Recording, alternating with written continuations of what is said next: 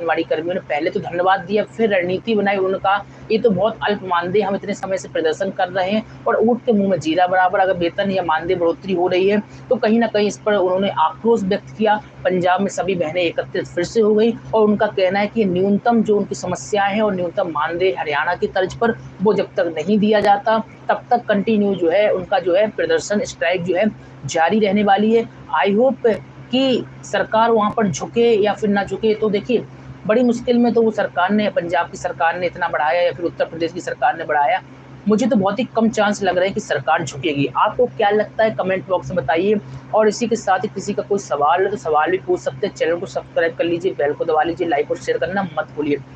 चलिए दूसरी बड़ी खबर आपको बता देते हैं। देखिए, उत्तर प्रदेश में आपको मालूम होना चाहिए कि इस समय आंगनबाड़ी कर्मियों की भर्तियां चल रही हैं उत्तर प्रदेश के सभी जनपदों में।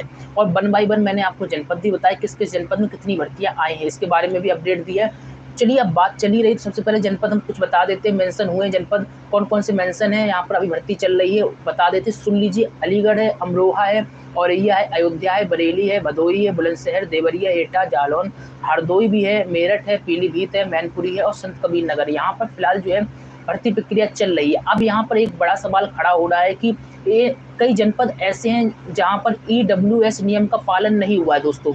ईडब्ल्यूएस यानी कि इकोनॉमिक व्हीकल सेक्शन, जो आर्थिक आरक्षण 10% दिया जाता है सवर्ण यानी कि जनरल कास्ट को, वो उसका नियम का पालन नहीं हुआ है। और इस वजह से ऐसा अंदाजा लगाया जा रहा है कि कहीं ना कहीं ये भर्ती जो है ठंडे बस्ते में फिर से जाने वाली है। बहुत सारे मित्र हमसे पूछ रहे हैं कि मेरिट लिस्ट कब निकलेगी। मैं आपको बता दूं, हो सकता है कि मेरिट लिस्ट आपको बता दे 1 या 2 महीने और डिले हो जाए। ऐसा हम इसलिए भी कह रहे हैं क्योंकि ईडब्ल्यूएस के बहुत सारे जनपदों में जो है आरक्षण का प्रावधान नहीं किया गया। और आरक्षण का प्रावधान जो अधिकारी नहीं करते उनके विरुद्ध जो है नियम के तहत जो है कार्रवाई का प्रावधान भी है। और ऐसे में जो है एक फिर से जो है प्रक्रिया जारी होगी और ईडब्ल्यूएस को प्राथमिकता दी जाएगी। और जिन जनपदों में ईडब्ल्यूएस जारी किया गया है उसमें किसी प्रकार की प्रॉब्लम नहीं आई है और ना उनकी मेरिट लिस्ट निकलने में भी ज़्यादा समय नहीं लगेगा। दरअसल आपको मालूम होना चाहिए कि ये टाइम क्यों लग रहा है। पहले तो SC ST वाला मामला फंस गया था, अब ईडब्ल्यूएस का मामला फंस गया है। अब जो मित्र हमसे पूछेंगे कि मेरिट लिस्ट के बारे में सर बताइए क्यों नहीं निकल रही, तो उनके लिए मैं बता दूं, स्पेशल तौर पर सभी के लिए मैं बता दूं जो पूछना चाहते हैं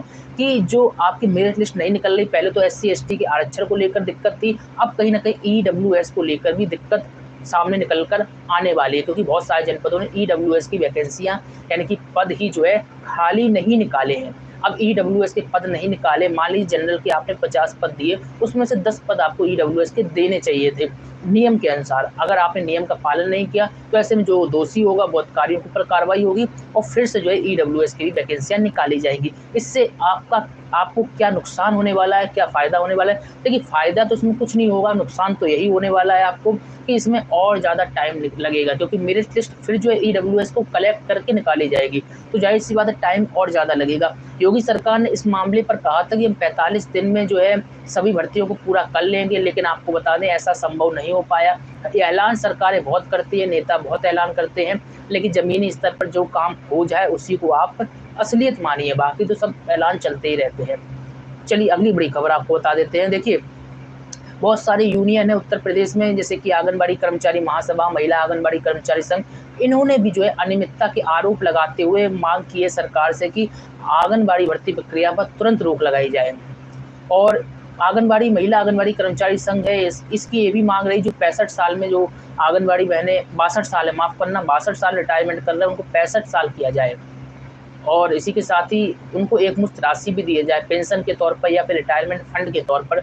इसको लेकर भी सरकार ने गोलमोल जवाब दिया और इसको लेकर भी कोई बड़ा ऐलान नहीं किया। इस वजह से विभिन्न यूनियन में भी नाराजगी और इस भर्ती को रोके जाने की भी मांग कर रहे हैं। अखिल भारतीय आंगनबाड़ी कर्मचारी महासभा, महिला आंगनबाड़ी कर्मचारी संघ और भी कई यूनियन है जो आंगनबाड़ी भर्ती को स्थगित किए जाने की मांग कर रहे हैं।